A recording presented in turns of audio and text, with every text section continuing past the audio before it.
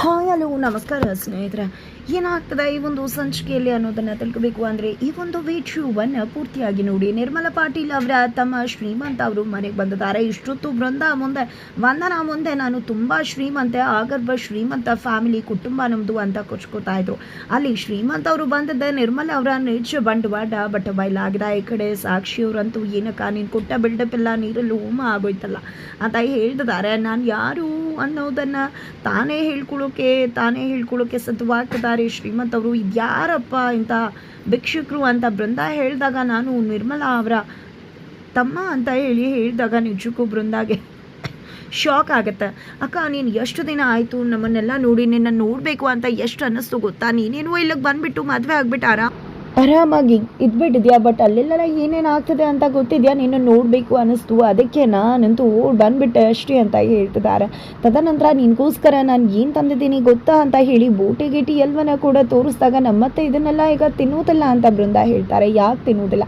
ನನ್ನ ಅಕ್ಕ ಇದಕ್ಕೋಸ್ಕರ ಎಷ್ಟೆಲ್ಲ ಕಷ್ಟಪಟ್ಟು ಗುದ್ದಾಡಿ ಓಡಿ ಹೋಗಿ ಬಿದ್ದದಾಳೆ ಗೊತ್ತಾ ಅಂದಾಗ, ಅಯ್ಯೋ ಅತ್ತೆ ಹೌದಾ, ಆಗಿದ್ರೆ ತಗೊಳ್ಳಿ ಅತ್ತೆ, ಇದನ್ನೆಲ್ಲ ಇಷ್ಟು ಕಷ್ಟಪಟ್ಟ ಮೇಲೆ ತಿಂದೇ ಇರಬಾರ್ದು, ತಿನ್ನಿ ಅಂತ ಹೇಳಿ ಬೃಂದ ಕೊಟ್ಟಾಯ್ತಲ್ಲ, ಮೊದಲು ಇಲ್ಲಿಂದ ಹೊರಡ್ತಾರು, ಹೋಗು ಇಲ್ಲಿಂದ ಅಂತ ನಿರ್ಮಲವರು ಹೇಳಿದ್ರೆ, ಏನಕ್ಕ ಹೇಳ್ತಿದ್ಯಾ, ಈಗ ಬಂದು ಹಾಗೆ ಹೋಗು ಅಂತಿದ್ಯಲ್ಲ, ಖಂಡಿತ ಸಾಧ್ಯನೇ ಇಲ್ಲ, ನನ್ನ ಅಳಿಯಂದನ್ನ ನೋಡಿಕೊಂಡೇ ಹೋಗೋದು ಅಂತ ಹೇಳ್ತಾರೆ.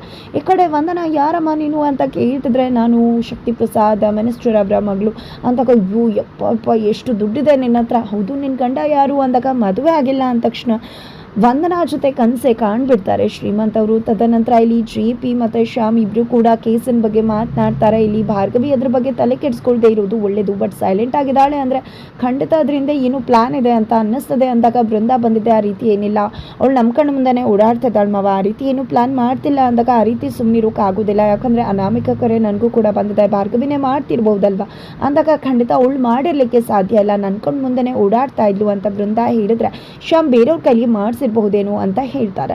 ಒಟ್ಟಿನಲ್ಲಿ ಇನ್ನು ಮುಂದೆ ನಾವು ಕಣ್ಣ ಮುಚ್ಚಲೆ ಆಟ ಆಡಬೇಕಾಗತ್ತೆ, ಖಂಡಿತ ಅವಳು ಚಾಪೆ ಕೆಳಗಡೆ ನುಗ್ಗಿದ್ರೆ ನಾವು ರಂಗೋಲಿ ಕೆಳಗೆ ತೂರ್ಬೇಕಾಗತ್ತೆ ಅಂತ JP ಪಾಟೀಲ್ ಬೃಂದ ಮತ್ತು ಶ್ಯಾಮ್ಗೆ ಹೇಳಿದಾಗ, ಬೃಂದ ಖಂಡಿತ ಇನ್ನು ಮುಂದೆ ನಾನು ಅವಳನ್ನ ಕಣ್ಣಿಟ್ಟು ನೋಡ್ತೀನಿ ಅಂದಾಗ, ಈ ಕಡೆ ಶ್ಯಾಮ್ ಕೂಡ ನಾನು ಕೇಸನ್ನು ಪ್ರತಿ ಫಾಲೋ ಅಪ್ನ ಕೂಡ ಮಾಡ್ತಾ ಇರ್ತೀನಿ ಅಂತ ಹೇಳ್ತಿದ್ದಾರೆ. ಇತ್ತ ಕಡೆ ಅರ್ಜುನ ತನ್ನ ಹೆಂಡತಿ ಭಾರ್ಗವಿಯನ್ನ ಮಾವಂಗೆ ಪರಿಚಯ ಮಾಡಿಕೊಡ್ತಾರೆ. ಈ ಕಡೆ ನೋಡಿದ್ರೆ ದೇವತೆ, ಆ ಕಡೆ ನೋಡಿದ್ರೆ ಕಾಳಿಕಾಂಬ ಥರ ಕಾಣಿಸ್ತಿದ್ದಾರೆ ಅಂತ ಹೇಳ್ತಾರೆ.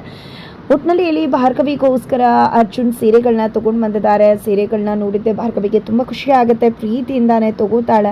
ಭಾರತ ಥ್ಯಾಂಕ್ಸ್ ಅಂದಾಗ, ನೀವು ನನ್ನನ್ನು ಒಪ್ಕೊಂಡ್ಬಿಟ್ರ ಅಂದಾಗ, ಖಂಡಿತ ಒಪ್ಕೊಂಡು ಆಯಿತು, ನಿಮ್ಮ ಬಗ್ಗೆ ತಪ್ಪು ತಿಳ್ಕೊಂಡಿದ್ದೆ, ಇನ್ನು ಮುಂದೆ ಯಾವುದೇ ರೀತಿ ಆ ರೀತಿ ಆಗೋದಿಲ್ಲ ಅಂತ ಭಾರ್ಗವಿ ಹೇಳ್ತಾರೆ. ಅರ್ಜುನ್ಗಂತೂ ತುಂಬ ಅಂದರೆ ತುಂಬ ಖುಷಿ ಆಗಿಬಿಡುತ್ತೆ. ಕೊನೆಗೂ ಅರ್ಜುನ್ಗೆ ಭಾರ್ಗವಿ ಸಿಕ್ಕಾಯಿತು. ಇತ್ತ ಕಡೆ ಭಾರ್ಗವಿ ಸಂಧ್ಯಾ ಸಾವಿಗೆ ನ್ಯಾಯ ಸಿಗಬೇಕು ಅನ್ನೋ ಕಾರಣಕ್ಕೆ ಹೋರಾಟವನ್ನು ಮುಂದುವರಿಸ್ತಿದ್ದಾಳೆ. ಆ ಕಡೆ ವಿಕ್ಕಿ ತಪ್ಪೇ ಮಾಡಿದೆ, ನಾನೇನಾದರೂ ಜೈಲಿಗೆ ಹೋಗ್ಬೇಕಾಗತ್ತಾ, ಹೋಗಿ ಸೆಟಲ್ ಆಗೋಣ ಅನ್ಕೊಂಡಿದ್ರೆ, ಇಲ್ಲಿ ನೋಡಿದ್ರೆ ಬೇರೆದೇ ತಾಪತ್ರೆಯ ಶುರುವಾಗ್ತಿದ್ಯಲ್ಲಪ್ಪ, ರೀತು ಮಾಡಿದ್ದು ಒಳ್ಳೇದಾಯ್ತು ಅನ್ಕೊಂಡ್ರೆ ಈಗ ನನ್ನ ಕುತ್ತಿಗೆಗೆ ಬರ್ತಿದ್ಯಲ್ಲ ಅಂತ ಚಿಂತೆಕ್ರಾಂತರಾಗಿದ್ದಾರೆ. ಹಾಗಿದ್ರೆ ಏನಾಗುತ್ತೆ ಮುಂದೆ ಇತ್ತಿನ ಎಲ್ಲವನ್ನ ಕೂಡ ತಿಳ್ಕೋಬೇಕು ಅಂದರೆ ಈಗಲೇ ನಮ್ಮ ಈ ಚಾನಲ್ನ ಸಬ್ಸ್ಕ್ರೈಬ್ ಮಾಡಿ, ಹಾಗೆ ಮುಂದಿನ ವಿಡಿಯೋಗೋಸ್ಕರ ವೇಟ್ ಮಾಡೋದನ್ನು ಯಾವುದೇ ಕಾರಣಕ್ಕೂ ಕೂಡ ಮರಿಬೇಡಿ.